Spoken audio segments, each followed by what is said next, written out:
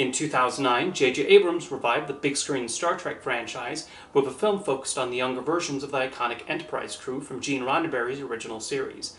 3 movies have been made thus far with this cast, and I'm incredibly fond of all of them. This was not the first time this idea had been pitched to Paramount, as a prequel was considered following the release of Star Trek V: The Final Frontier. However, that project never got off the ground. Abrams and writers Alex Kurtzman and Roberto Orci sought to make a Star Trek film that would honor the legacy of the series while also taking it in a new direction. I thought the first film, simply titled Star Trek, delivered an exciting action-packed adventure that never forgot about the importance of the characters. What's unique about this film is that it's a reboot, a prequel, and a sequel. It's set before the events of the original series, but it also acknowledges the previous Star Trek films and shows with the appearance of a time-traveling Spock, played again by Leonard Nimoy. However, the villain Nero going back and changing the past by killing James Kirk's father results in a whole new timeline, which also makes it a reboot. This was a smart choice as it gave the filmmakers the freedom to take the characters where they best felt fit the story and the individual arcs.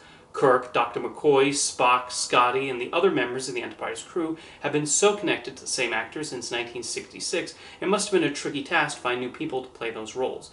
However, what's remarkable is that everyone has been perfectly cast. They successfully honored the spirit of these characters, but without turning them into imitations. Chris Pine plays Kirk as someone confident in his abilities but also irresponsible. He finds that balance in portraying that cockiness and yet still making him likable. Pine makes the smart decision to not try and play young William Shatner, playing him naturally without the well-known Shatnerisms that would have risked turning his performance into parody. Zachary Quinto plays a more emotional Spock than Nimoy, as he tries to balance his human and Vulcan sides. This Spock is still the logical thinker we know, but he does let the human part of his brain make some decisions. The filmmakers understood how important the Kirk-Spock relationship was to Star Trek, and the film properly develops that change from being confrontational to each other to becoming companions on the Enterprise bridge. More hardcore Trekkers have complained that the film replaced the philosophical side of the series with action, but Kirk and Spock are still constantly problem-solving throughout the story and trying to find the best solution to resolving the problems that characters face. Of the entire cast, I think the standout is Carl Urban as McCoy. He nails the character's grumpy personality, but again avoids imitating DeForest Kelley's portrayal. His own oddball friendship with Kirk is well done, and he also has some great and funny interactions with Spock. Zoe Saldana is good as Uhura, although the decision to pair up romantically with Spock is a curious one. Simon Pegg as Scotty, Anton Yelchin as Chekhov, and John Cho as Sulu also fit their roles well. I also have to mention Bruce Greenwood as Captain Pike. In addition to being a great acknowledgement of the original lead of the television series, he serves as a solid mentor for Kirk and inspiring him to join Starfleet Academy. Greenwood is able to play his equal disappointment and admiration for Kirk. I also love how they used the original Spock in the film. It was such an inspired way to bridge these two eras of Star Trek together, and it was not just a quick cameo either. He is pivotal to the plot, and his interactions with Kirk, Scotty, and young Spock are wonderful. The fact that Leonard Nimoy previously turned down a passing the torch type appearance in Star Trek Generations due to having issues with the script and Spock's role in it, but agreed to take part in this movie was a big deal. It's because of how well written and portrayed the characters are that the action becomes exciting, and boy does Abrams do a fantastic job of directing the action sequences. He gives them a lot of energy as the Enterprise crew battle Nero and his ship in space, and even over Vulcan. Despite the whiz-bang approach given to the film, the action connects well to the story being told and serve actual purposes beyond just wowing the audience with state-of-the-art visual effects. I generally find this to be a smartly written screenplay that's able to handle the various plot threads while also delivering what people hope for from a big summer blockbuster. One of the other major ingredients is Michael Giacchino's score. The Star Trek franchise is filled with memorable pieces of music, from Alexander Courage's original series theme to the film scores composed by the likes of Jerry Goldsmith and James Horner.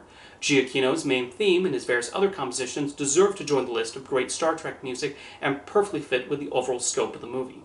A problem I do admit to having with the movie is that Abrams does go overboard with the lens flare. I think he got a little too excited with the effect, and the frequency of which they appear on screen becomes distracting.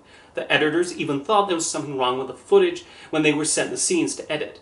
Nonetheless, I think J.J. Abrams and the rest of the team did a fantastic job with Star Trek, including the elements that are important to the series, while also going to new places with the material. With the box office success of this movie, a sequel was inevitable, arriving 4 years later entitled Star Trek Into Darkness. This entry was a lot more divisive, but I admit to really liking it and don't agree with many of the criticisms it gets. In this movie, we see Kirk still learning in the captain's chair while dealing with an entirely new adversary. Well, new to this version of the character anyway. Into Darkness is often dismissed as not being very Trek-like in its themes and its approach to the universe, but I think the ideas that Gene Roddenberry wanted to explore with the series are still evident here. A few of the characters in the film are driven by revenge motivation, which the film presents as the wrong approach to take when you feel you've been wronged. This is especially shown through Kirk and his desire to stop a mysterious terrorist who has caused an enormous amount of damage and killed his mentor. That villain is revealed to be Khan, who has his own revenge plot he's orchestrating. There's an anti-war theme running throughout the film, which aligns with Roddenberry's own pacifist views. This is primarily shown through Scotty, who opposes torpedoes being used on the Enterprise and wonders why an exploration ship is taking on a military operation. Star Trek is meant to represent a utopian society, and in Into Darkness we see how the heroes go up against those seeking to take that down by creating wars. The character relationships between Kirk, Spock, McCoy, and the rest of the Enterprise continue to be well portrayed, and Abrams mounts some more exciting action set pieces in space and on board the ships. As Khan, Benedict Cumberbatch provides a complex portrayal showing someone who's definitely up to no good, but his motivations are made clear. Cumberbatch does deliver in showing his evil side though, and makes sure we want Kirk and the crew to stop him from doing more damage. There are a few points in the movie where it borrows heavily from the Wrath of Khan, and I think these were a tad much.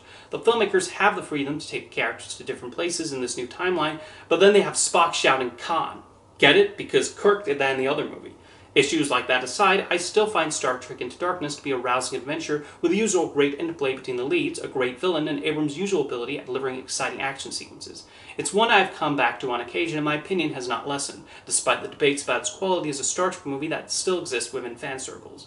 Abrams would choose not to direct the next film, having decided to bring back Star Wars instead, although he would remain as a producer. Justin Lin was hired to direct, while Simon Pegg would co-write the screenplay with Doug Jung. The result was Star Trek Beyond, which out of all three movies feels the most like an episode of the original series, and I mean that as a compliment.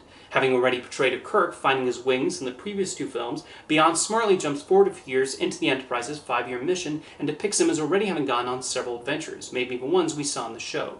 We see Kirk questioning his purpose and whether he really has been a worthy captain to the crew.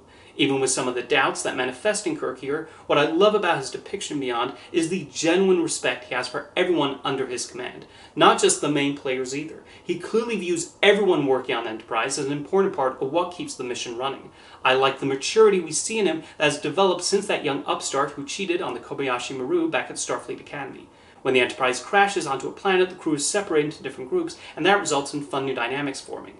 So we get to see Kirk paired with Chekhov, McCoy with Spock, and Uhura with Sulu as they make their way through the planet and try to return home. Meanwhile, Scotty is paired with a new character, Jayla.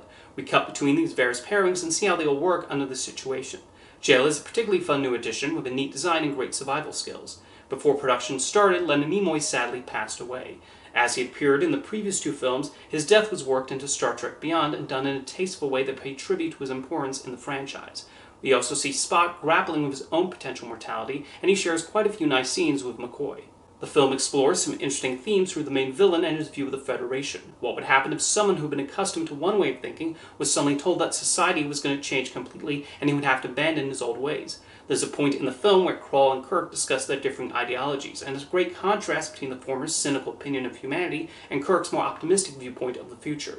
It's the sort of dialogue that would not have sounded out of place in the original series, and exactly the sort of message Roddenberry pushed to include in Star Trek.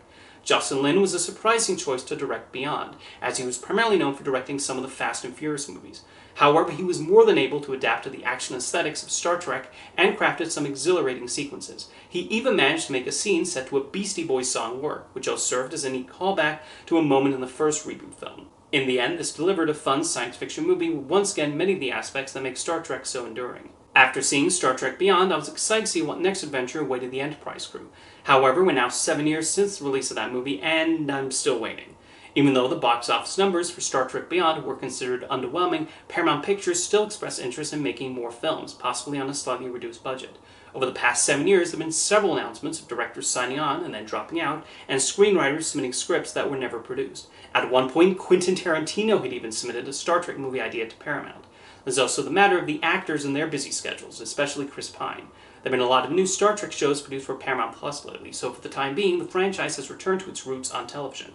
I would love to see the cast return for another movie, but if that never ends up happening, I'm pleased we at least have these three. The filmmakers wanted to prove Star Trek could still generate a sizable audience, including from non-Trekkers, but they also showcased why the exploits of the Enterprise crew continue to resonate. Whether it's from watching Kirk and Spock debate their philosophical and differing ideas, seeing a futuristic society that values positive human interaction over confrontations, or enjoying the exciting action sequences, I think these Star Trek movies were a worthy addition to Gene Roddenberry's beloved creation. See you next time.